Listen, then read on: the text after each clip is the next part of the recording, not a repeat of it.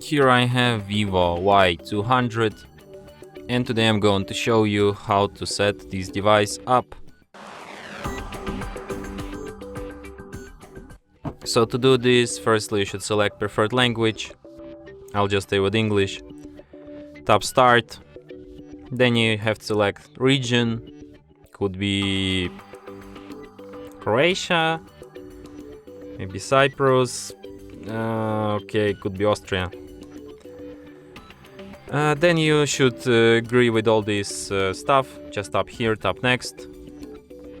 Then you can connect to the Wi-Fi, but you can also set up device offline and connect to the Wi-Fi later.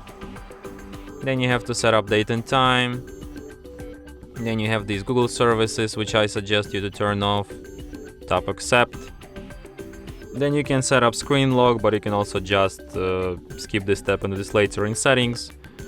Then you can enable automatic. Automatic updates, but you can also just install them manually.